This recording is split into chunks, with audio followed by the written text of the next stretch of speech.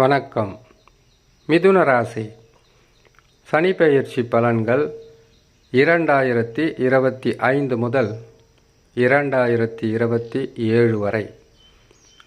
மிதுன ராசிக்காரர்களுக்கு சனி பகவான் வருகின்ற 29ஆம் தேதி மார்ச் மாதம் 2025 பயிற்சி பெற்றால் இதனால் வரையில் 9ஆம் ராசியில் அமர்ந்து 2½ ஆண்டு காலங்கள் இருந்த சனி பகவான் இப்பொழுது பயிற்சி பெற்று தொழில் ஸ்தானம், வருமான ஸ்தானம், எடுக்கும் முயற்சிகளில் எத்தகையான நற்பலன்களோ அல்லது அசுப பலன்களோ தரப்போகிறார் என்பதை சிறு விளக்கமாக பார்த்துவிடலாம்.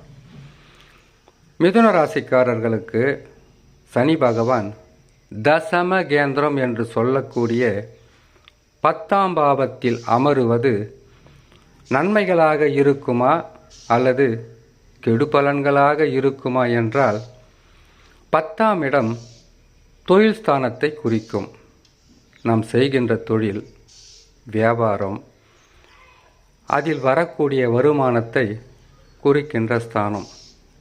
10ஆம் இடத்தில் சனி பகவான் வந்து அமர்ந்தால் தொழில் மாற்றங்கள் இருக்கும். எந்த தொழில் நீங்கள் செய்கிறீங்களோ அந்த தொழிலை முழுமையாக செய்து வெற்றி பெற வேண்டுமென்றால் கடினமாக உழைக்க வேண்டும். சனி பகவான் என்றாலே கஷ்டம், துன்பம், வேலை சுமை, குடும்பத்தில் பிரச்சனைகள், பல வகையான தொல்லைகளை தருவதுதான் சனி பகவான். சனி பகவான் எந்த ராசியாக இருந்தாலும் சரி, ராசிக்கு 3, ராசிக்கு 6, ராசிக்கு 11, இந்த இடங்களை தவிர்த்து மற்ற இடங்களில் அமரும்போது நற்பலன்கள் என்பது அவ்வளவு சிறப்பாக கொடுக்க மாட்டார். அப்படி இருக்கும்போது சனி பகவான் 10ஆம் ராசியில் அமர்ந்தால் சனி பகவானுக்கு 3 விசேஷ பார்வைகள் இருக்கும். குரு பகவான் இருக்கும் இடம் கெட்டதாக இருந்தாலும் பார்க்கின்ற பார்வை சுபஸ்தனம் வாய்ந்ததாக இருக்கும், நற்பலன்களை தரும். சனி பகவான் அதற்கு நேரெதிர். சனி பகவான் இருக்கின்ற ஸ்தானம் கெட்டதாக இருந்தால் பார்க்கின்ற ஸ்தானங்கள் பழுதாகும், நற்பலன்களை தராது. அதனால் மிதுன ராசியான உங்களுக்கு சனி பகவான் பயிற்சி பெற்று மீன ராசியில் அமருவார். மீன ராசியில் அமருகின்ற சனி பகவான் அவருக்கு 3 விசேஷ பார்வைகள் இருக்கு இல்லையா? அந்த விசேஷ பார்வையாகப்பட்டது முதலில் இருக்கும் இடத்திலிருந்து 3ஆம் பார்வையாக ரிஷப ராசியை பார்ப்பார். மிதுன ராசிக்காரங்க கொஞ்சம் கவனித்து கேட்கணும். நல்லது நடக்கிறத நல்லது நடக்க போகிறதுன்னு சொல்ல வேண்டியது ஒரு ஜோதிடரின் கடமை. அதுவே நல்லது நடக்காது, கெட்டது தான் நடக்கப் போகிறது என்பதை கவனமாக இருங்க. கொஞ்சம் நீங்கள் கவனக்குறைவாக இருந்தாலும் கெடு பலன்கள் நடந்துடன்னு அப்படியே பூசி மொழுகின மாதிரி சொல்வது தான் நல்லதாக இருக்கும். சனி பகவான் 10ஆம் இடத்தில் அமர்ந்து மீனராசியில் அமர்றார் இல்லையா? அதில் அமர்ந்து கொண்டு அவருடைய முதல் பார்வை 3ஆம் பார்வை. அந்த 3ஆம் பார்வை ரிஷபராசியின் மீது பதியும்.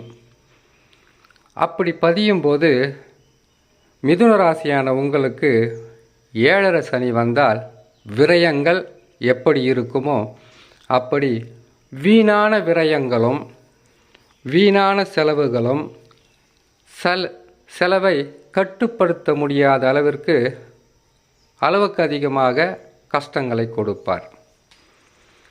அடுத்ததாக சனி பகவான் இருப்பது மீனராசியில். அவருக்கு இன்னொரு பார்வை ஏழாம் பார்வை இருக்குது. அந்த ஏழாம் பார்வையாக மீன ராசியில் இருந்து கொண்டு கன்னி ராசியை பார்ப்பார். உங்கள் ராசிக்கு அது அர்த்தாஷ்டம சனியை குறிக்கும்.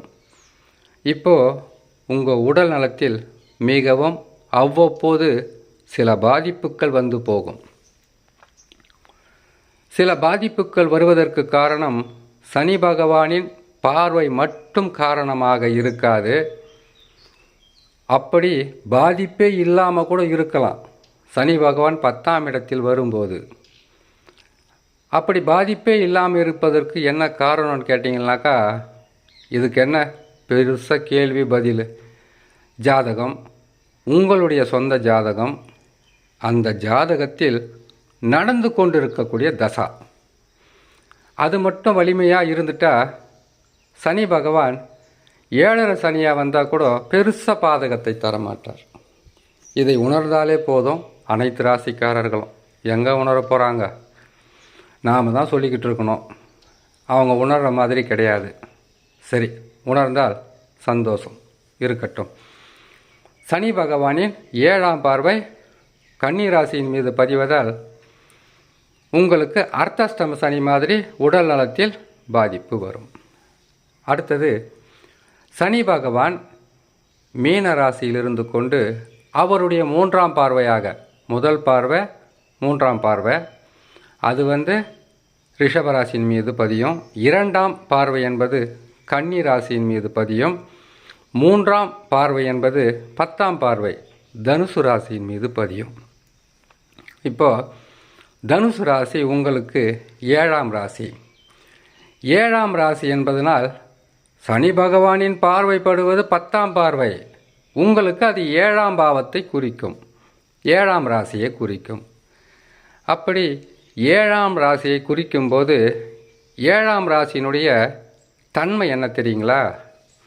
கணவன் மனைவி, நல்ல நண்பர்கள், உற்றார் உறவினர், சொந்த பந்தம், அது மட்டும் இல்லாமல் இரத்த பந்தம், இப்படி உறவுகளையும் நட்பையும் குறிக்கக்கூடிய ஸ்தானம்தான் இந்த 7ஆம் பாவம்.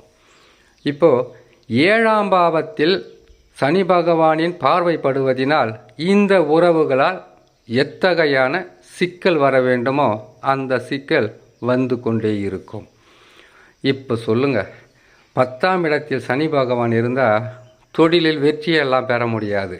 ஏன்னு கேட்டிங்கனாக்கா, எவ்வளவுதான் நீங்கள் ஜோதிடத்தை நன்றாக பார்த்தாலும், எவ்வளவுதான் அறிவுபூர்வமாக சிந்தித்தாலும், இருக்கும் இடத்திற்கு தக்கவாறு பலன்களை கிரகங்கள் கொடுக்கும். அனுபவமே மிகவும் சிறந்த ஆசான். இதை நீங்கள் அனுபவத்தில் புரிஞ்சிக்கலாம். ஏன்னு கேட்டிங்கனாக்கா, சனி பகவான் இருக்கிற இடமும் தவறு, அவர் பார்க்கிற பார்வையும் தவறாக இருப்பதினால் தொழிலில் எங்கேருந்து முன்னேற்றம் வரும்? தொழிலில் நீங்கள் செய்கின்ற தொழிலில் உங்களை பந்தாடுவார்கள் 10ஆம் இடத்தில் சனி பகவான் அமரும்போது. இந்த 10ஆம் இடத்தில் அமர்ந்து கொண்டு 3 பார்வையும் சரியில்லை. இதில் வெற்றி எங்கிறது கிடைக்கிறது? இதில் அதிகப்படியான வருமானம் எங்கேருந்து கிடைக்கிறது? இவ்வளவு பாதகம் இருக்கும்போது கொஞ்சம் கூட மனசாட்சியே இல்லாமல் நீங்கள் பெரிய லட்சாதிபதியாக போகிறீங்க, பணக்காராக போகிறீங்க, நீங்கள் நல்லா வாழ்க்கையில் முன்னேற்றம் அடைய போகிறீங்கன்னு மனசாட்சியே இல்லாமல் பொய் சொல்கிறீங்களே, அப்படி என்கின்ற வார்த்தை வரக்கூடாது என்பதற்காக போடக்கூடிய பதிவு தான் இந்த பதிவு. இதை நீங்கள் அனுபவத்தில் கட்டாயமாக பார்க்க முடியும். அது மட்டும் இல்லாமல் சனி பகவான் பாதகமாக இருக்கின்ற இந்த காலகட்டத்தில் ராகு கேது குரு பகவான் எப்படி இருக்காருன்னு பார்க்கணும். ஏன்னு கேட்டிங்கனாக்கா, இந்த 4 ராஜ கிரகங்கள் தான் ஒருவரை திடீர் அதிர்ஷ்டசாலிகளாக மாற்றுவதும் திடீர் ஏழைகளாக உருவாக்குவதும் இந்த 4 கிரகங்கள் எடுக்கின்ற முடிவு தான். ஆகையால் சனி பயிற்சி இப்படி. அடுத்தது குரு பயிற்சி இருக்குது, ராகு கேது பயிற்சி இருக்குது. அது மட்டும் இல்லாமல் மற்ற உபகிரகங்கள் அனைத்தும் இருக்குது இல்லையா?